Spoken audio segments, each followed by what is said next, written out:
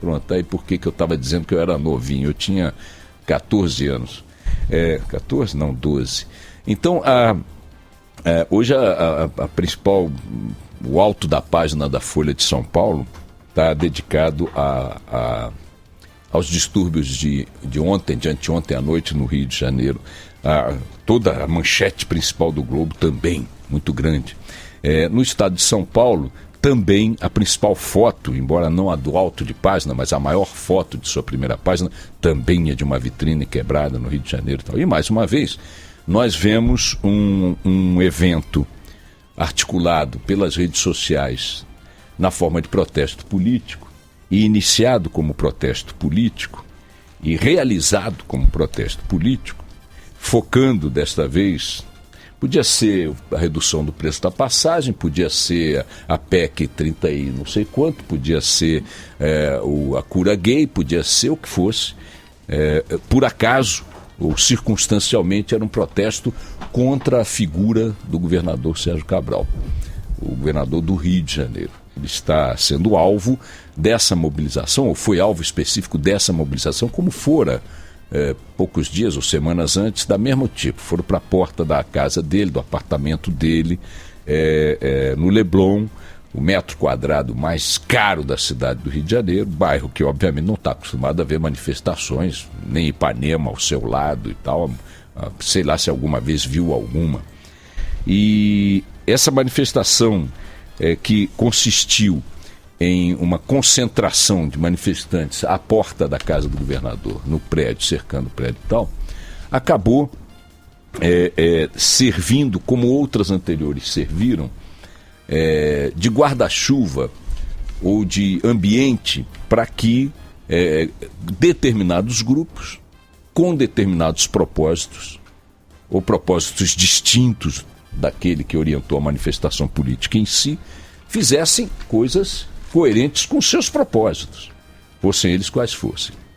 Aqueles mais radicais que argumentam que estão numa sequência de protestos contra o sistema capitalista, por exemplo, ou contra tudo que represente o sistema capitalista, atacaram bancos, vitrines de bancos, depredaram saguões, bom, enfim, entradas de bancos no Leblon, ali em Ipanema e tal, oito bancos foram depredados e tal, da caixas eletrônicos, etc. e tal. Outros que nem discurso tem para querer dizer que... por exemplo, foi querer dizer que um saque a uma determinada loja era uma reação ao consumismo capitalista e tal. Só que o malandrinho que está criticando o consumismo capitalista, ou está dando esse discurso ao ataque à loja, quebra a loja para pegar a camiseta para ele usar. Houve uma loja de lingerie que foi atacada, muito provavelmente o malandro que quebrou aquilo ali roubou uma calcinha para levar para a mulher dele, ou para a mãe, se é que ele tem. Então, tem também a tentativa de politizar, ideologizar aquilo que é puro crime, puro vandalismo, pura... O que eu, mais uma vez, de forma muito, muito serena, quero chamar a atenção é o seguinte, é que o que sai do evento para a cobertura das emissoras de TV e para a cobertura dos jornais de hoje é a parte podre do evento. O fato político do evento que lhe deu origem, o fato político do evento que reuniu uma quantidade de gente maior, o fato político do evento que foi político, exclusivamente político, pacífico, com palavras de ordem e tal, e até diria com pichações e tal. Pichação é parte do jogo. O cara fazer um ataque a um palácio governamental, bater de frente com a PM, enfrentar a polícia, isso é parte do jogo, isso é do protocolo das manifestações pelo mundo, ao longo da história. Agora, o cara quebrar a vitrine do seu Joaquim para entrar, para roubar, o cara depredar, como eu estou vendo agora na televisão, as bicicletas que são deixadas ali para que as pessoas aluguem para passear nas ciclovias, depredar as bicicletas, o cara depredar uma placa de rua que mostra que aqui é a rua da tua mãe, aqui é a rua da tua avó, e isso não tem, isso é besteira, obviamente é ato de vandalismo puro e simples que não tem como dar conteúdo nenhum, nem propósito nenhum. Se assim é, Se isolado está nesse contexto, porque não foi feito pela maioria, e nem tem um discurso que permita produzir qualquer agregação de forças, é evidente, mais fácil é reprimi-lo, mais fácil é preveni-lo, mais fácil é prevê-lo, mais fácil é qualificá-lo criminalmente, processá-lo, identificá-lo.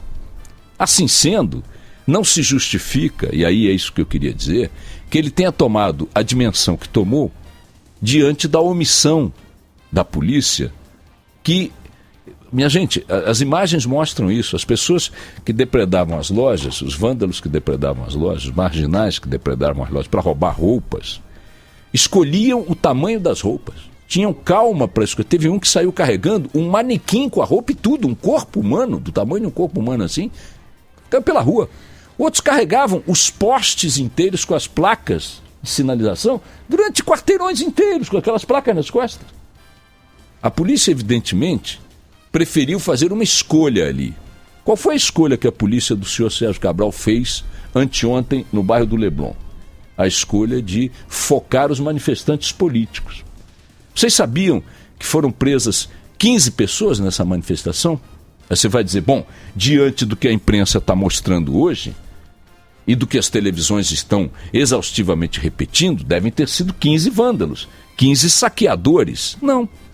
Nenhum deles estava envolvido nos saques. Nenhum dos 15 presos estava envolvido nos atos de vandalismo. Então, peraí, se você teve uma sequência de atos de saques e de vandalismo no bairro do Leblon, a poucos quarteirões da casa do governador, que era o epicentro da manifestação política, e no bairro de Ipanema também em bom número, e se estão localizados ali não apenas o batalhão, um dos maiores batalhões da PM do Rio de Janeiro, que fica no bairro do Leblon, e também um bom contingente deslocado para proteger a casa, o perímetro da casa do governador, como é que não havia ninguém, nenhum PM, nenhuma ação policial para pegar um único vândalo que fosse, para pegar o cara, tirar aquela camiseta com que eles cobrem o rosto, que é uma característica comum a eles, e que também deve simplificar a identificação. Se minha mãe, Dona Mercedes, estiver numa manifestação e ao lado dela um cara sem camisa, com um pano enrolado na cabeça para esconder o rosto, com uma pedra na mão diante de uma vitrine de uma loja, evidentemente prende quem? Dona Mercedes?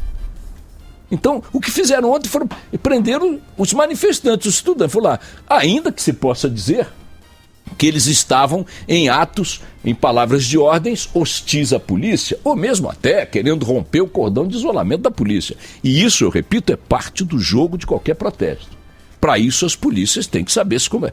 Então, soa caricato que o comandante da PM do Rio de Janeiro, com a responsabilidade que tem sobre os ombros, faça um discurso quase que de um rapaz assim, ferido no coração, sabe? Ai, porque vocês, a imprensa nos maltrata, cospem na nossa cara, como se fosse assim um rapaz desprotegido, sabe? Desprovido de todas aquelas divisas sobre os ombros, aquelas armas, aquelas estrelas, aquilo tudo, como se não, para querer sugerir que a polícia do Rio de Janeiro, a sua PM, agiu ou deixou de agir anteontem porque está coibida pela legislação de direitos humanos. Como se a ação policial tivesse que se dividir entre desrespeitar regras básicas, protocolos básicos de conduta na área de respeito a direitos humanos e dissuasão de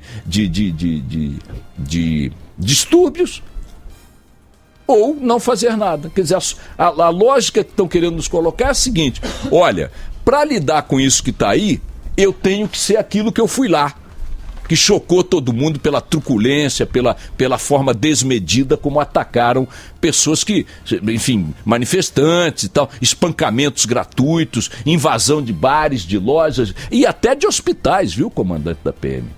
Até quarto de hospital foi invadido por PMs atrás de manifestantes.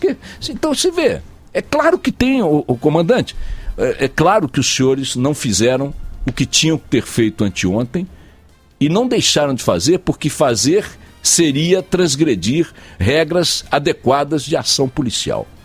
Os senhores não fizeram porque não quiseram fazer, ou talvez, né, comandante, porque deram prioridade à repressão a manifestantes que estavam ali criticando, sitiando o governador, ao invés, aí sim, de dar prioridade aos criminosos que se valeram desse momento, desse ato político, para fazer o que hoje as manchetes e as imagens exaltam Brasil afora. Vamos nessa.